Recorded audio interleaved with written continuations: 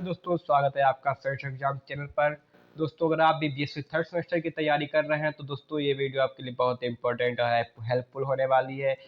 जुड़े रहिए हमारे दोस्तों इसी चैनल के साथ, आपके लिए जरूर ऐसी ऐसी वीडियो लाते रहेंगे, इंपॉर्टेंट आगे का सिलेबस आपके लिए कराते रहेंगे। ठीक है दोस्तों, आज के लिए आपके लिए मोटिवेशन क्या है, हर दिन थोड़ा थोड़ा सीखोगे तो एक दिन सबसे आगे निकल जाओगे। क्या है, हर दिन थोड़ा थोड़ा सीखोगे तो एक दिन सबसे आगे निकल जाओगे।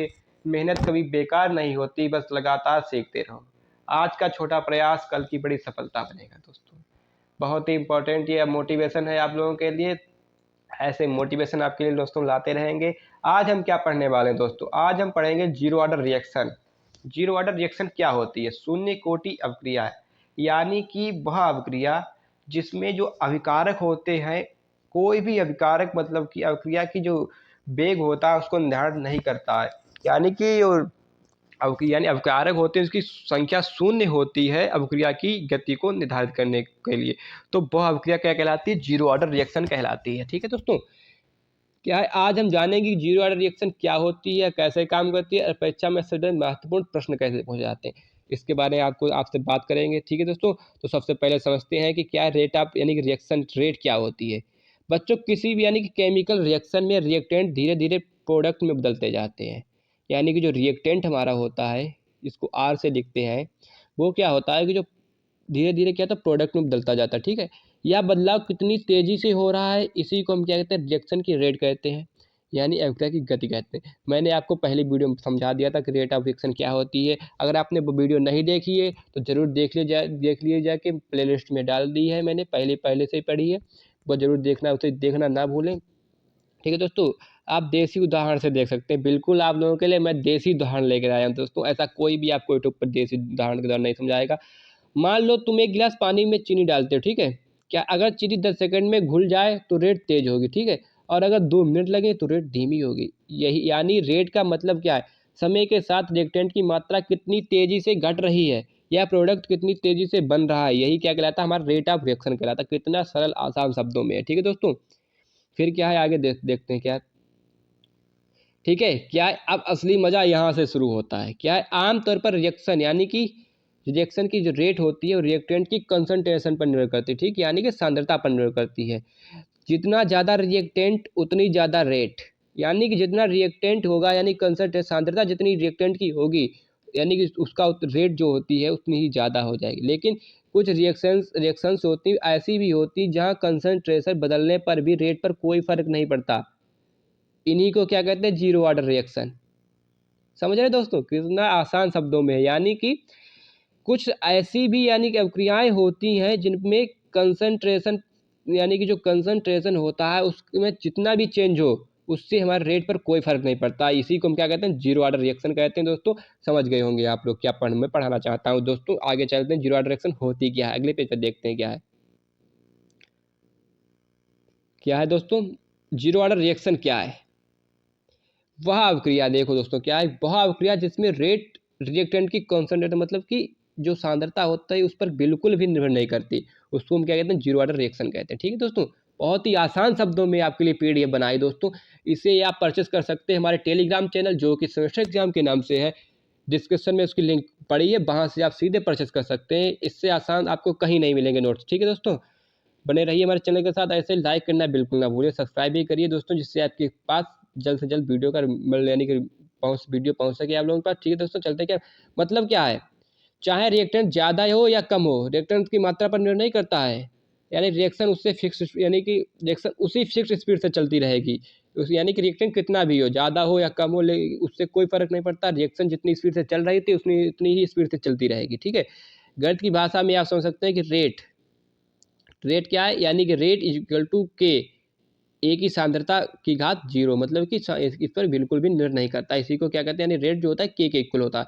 यानी कि क्या है, क्योंकि किसी भी संख्या की पावर 0 हो तो वह 1 के बराबर होती। ठीक है, तो रेट हमेशा कांस्टेंट के बराबर होती, चाहे ए की सांद्रता जो भी हो। ठीक है, आसान शब्दों में क्या है, जैसे किसी दुकान में सिर्फ 5 बिलिंग काउंटर, ठीक है, तो चाहे बाहर कितनी भी भीड़ हो, एक समय में सिर्फ 5 ग्राहक ही यानी बिलिंग होगी। यानी क्या है, अगर 5 बिलिंग काउंटर है तो कितनी भीड़ लगी हो, लेकिन जो यानी कि बिल तो सिर्फ 5 लोगों का एक बार में हो सकता है। भीड़ बढ़ने से बिलिंग की स्पीड नहीं बढ़ेगी, ठीक है। भीड़ कितनी बढ़ती जाए लेकिन बिलिंग की स्पीड नहीं बढ़ सकती, बस यही हाल जीरो ऑर्डर ऑफ रिएक्शन का, ठीक है।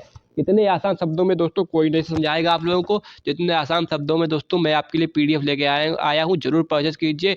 इसी भाषा में आप लिख के आइए दोस्तों, पूरे के पूरे नंबर मिलेंगे आप लोगों को, ठीक है। रोजमर्रा के उदाहरण से आप समझ सकते हैं क्या है कि सोना मतलब AU जो होता है गोल्ड होता है, गोल्ड की सतह पर एचआई मतलब हाइड्रोजन आयोडाइड का विघटन, ये चाहे कितना भी हो, ठीक है। सतह पर यानी जो जगह यानी कि एक्टिव साइट्स यानी सीमित होने से रेट वही रहती है, यानी कि चाहे कितना भी हो लेकिन जो रेट होती है वो वही रहेगी एक्टिव साइट्स की, ठीक है। फिर कहता है गर्म प्लेटिनम की सतह पर अमोनिया मतलब NH3 का डिकम्पोजिशन भी जीरो ऑर्डर रिएक्शन का तरीका है, ठीक है दोस्तों। आगे बढ़ते क्या है, फार्मूला इसका क्या होता है।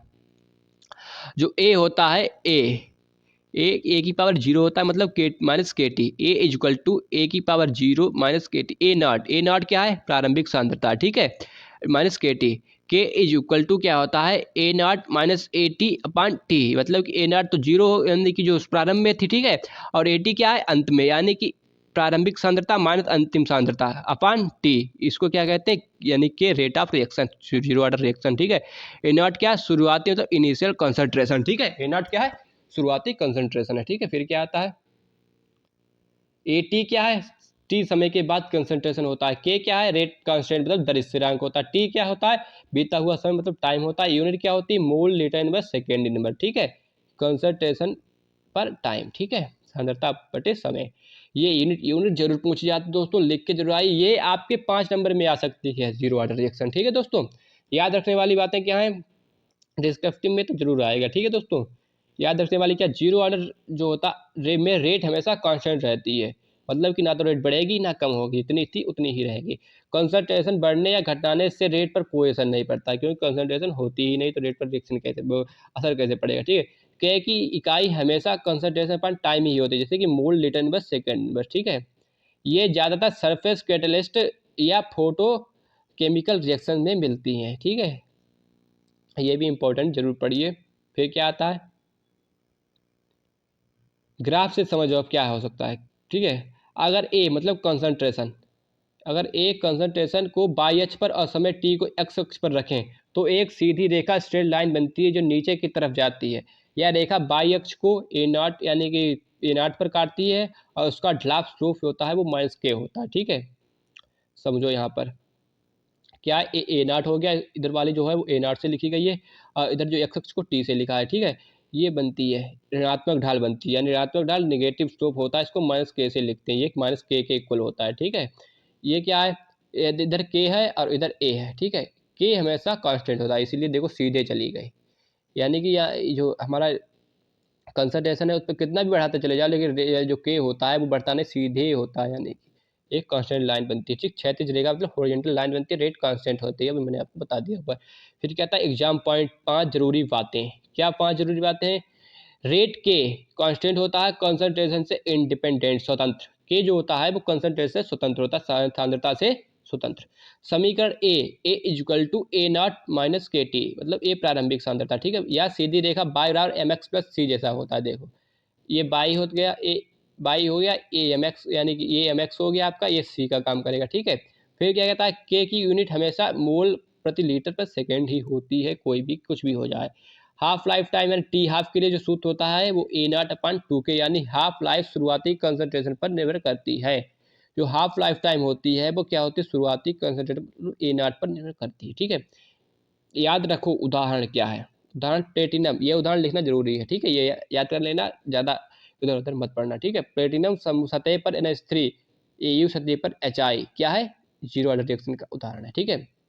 अच्छा 5 आसान MCQ भी आपके लिए लेकर आए हैं, क्या है आसान MCQ, जीरो ऑर्डर रिएक्शन में रेट निर्भर करती है, किस पर निर्भर करती है, कंसंट्रेशन पर, टेम्परेचर पर, किसी पर भी नहीं या समय पर, तो इसका राइट ऑप्शन क्या हो जाएगा सी, किसी पर भी नहीं, ठीक है।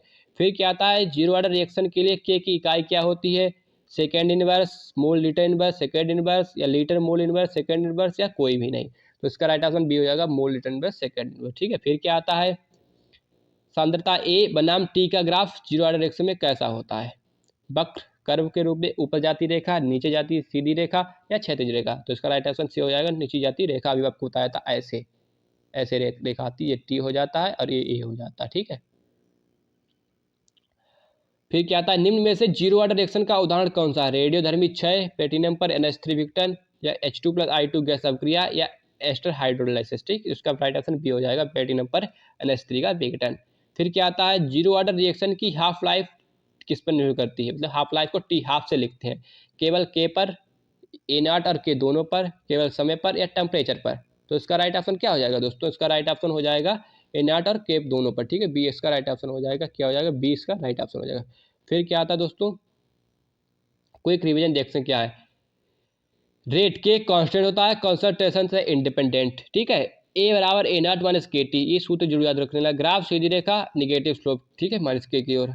के की यूनिट होती है mole heat inverse second inverse. Example, platinum पर NH3, AU पर HI का डिस्कम्पोजिशन, ठीक है, डिकम्पोज। अगली क्लास में पढ़ेंगे क्या? First order reaction. हम अगली क्लास में क्या पढ़ने वाले हैं? फर्स्ट ऑर्डर रिएक्शन, ठीक है। बने रहिए दोस्तों हमारे चैनल के साथ, ऐसी वीडियो आपके लिए लाते रहेंगे रोजाना, ठीक है। रोजाना आपके लिए ऐसी वीडियो लाते रहेंगे। और ये PDF लेना ना भूलिएगा दोस्तों, इससे पढ़िए और अपने नोट्स जरूर बनाते रहिए। नोट्स बनाना बहुत ही जरूरी है, क्योंकि जब हाथ से लिखते हैं आप तो आप लोगों को याद भी जल्दी होता है, ठीक है दोस्तों। बाय बाय, टेक केयर, बने रहिए हमारे चैनल के साथ। थैंक यू, धन्यवाद।